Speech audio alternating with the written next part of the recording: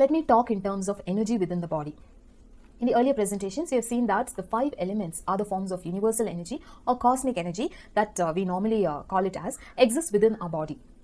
We will talk about the cosmic energy and its quantum physics in upcoming presentations. Now, through this representation of energy and its elemental form, understanding the quantum nature of energy, its mechanics, physics and biology within the body becomes less complicated.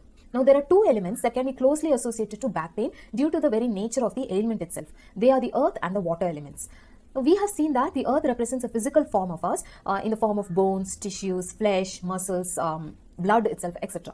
Now, these parts function with the support of the subtle earth energy flowing through them.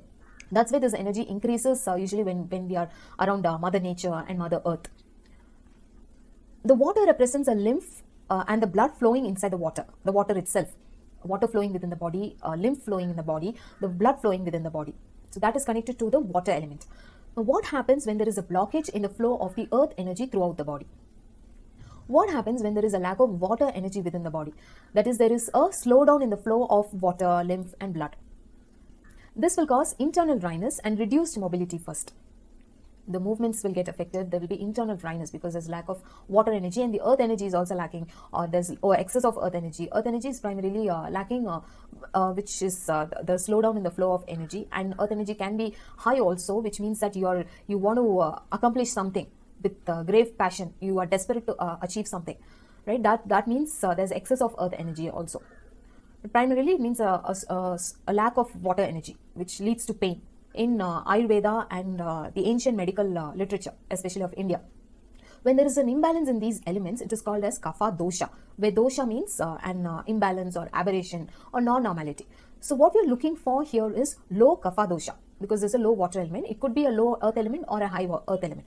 Now, this imbalance may also be due to the excess heat that is generated in the body, which is referred to as a high pitta dosha, because pitta is actually fire and water element together. So when there's excess of fire and low water element also, it leads to high pitta. So here again, it is low water element only.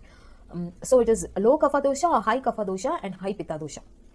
These are the doshas and the elemental combination that we can see. Now, how about the organs? The organs associated to the elements. Now, heart is associated with the fire element. Stomach and spleen are in fact associated with the earth element because they assist in generation of energy and growth, right? They promote growth. Spleen helps in the generation of new blood cells. So, stomach helps in the generation of new energy. It helps in the growth of a person. So, they are associated with the earth element. The kidney is actually associated to the water element, the kidney and the urinary bladder, because they deal with absorption and reabsorption processes, the excretion process.